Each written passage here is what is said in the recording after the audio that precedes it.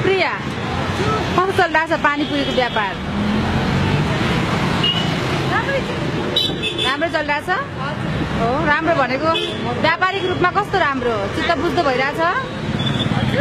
चित्त बुझ्दो भइरहेछ? कति आम्दानी गर्नुहुन्छ दिनमा?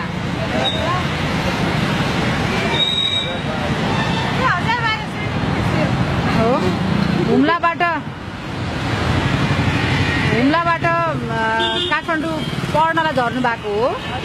कति भयो काठमाडौँ आउनु भएको? 5 वर्ष? भनेपछि अहिले कतिमा पढ्दै हुनुहुन्छ? 11मा हो र?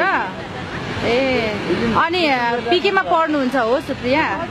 पढाइ अनि यो चटपटाको पसल कसरी मिलेको छ व्यापार?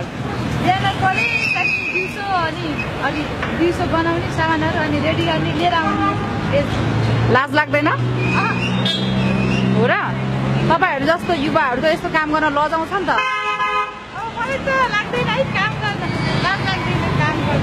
विदेश जाने उमेर त हुन लाग्यो त विदेशमा जाने? विदेश त जादिनँ, स्वदेशमै किन्छ मलाई। हो यही पानीपुरी चटपटाकै व्यापार ठिक छ? हजुर। साथीहरूले देख्नुहुन्छ कि नै तपाईँलाई यस्तो बेचेको? सोध्नुहुन्छ? के भन्नुहुन्छ तपाईँ?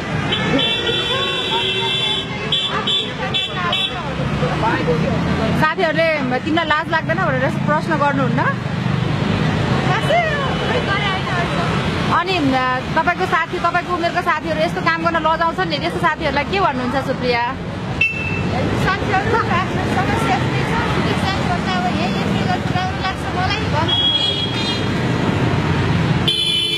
ठ्याक्कै तपाईँको कलेज कति बजे हुन्छ बिहान? अनि कति बजेदेखि तपाईँले यो पसल राख्नुहुन्छ यो चटपटाको? बिहान कलेज 6:30बाट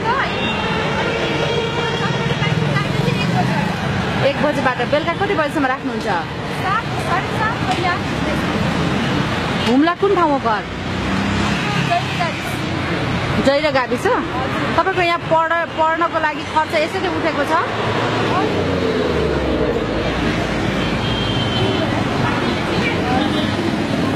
सुप्रिया, जति पनि युवाहरू हुनुहुन्छ जो चाहिँ पैसा कमाउनको लागि विदेश जानुहुन्छ होइन, उहाँहरूले नेपालमा कमाइ हुँदैन भन्नुहुन्छ, उहाँहरूलाई के भन्न चाहनुहुन्छ तपाईँ?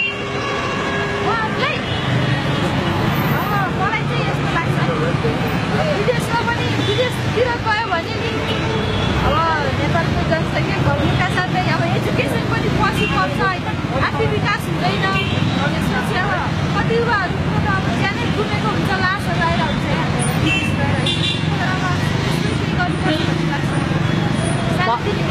भविष्यमा यो चटपटा पसल नै खोल्ने विचार छ कि अरू पनि केही गर्ने विचार छ? ठुलै व्यवसाय गर्ने विचार छ नि। अब यही चटपटासँग सम्बन्धित कि अरू कुनै? यहीसँगै सम्बन्धित तपाईँको बिजनेस गर्ने सोच र नेपालमै बसेर तपाईँले केही गर्ने सोचिरहनु भएको छ। यो सोचलाई हामी सेल्युट गर्दै तपाईँको एकदमै राम्रो व्यापार होस् भन्ने हामी कामना गर्दै अहिलेलाई चाहिँ कुराकानीको लागि समय दिनुभएकोमा तपाईँलाई धन्यवाद दिँदै हामी छुट्टिन्छौँ है त।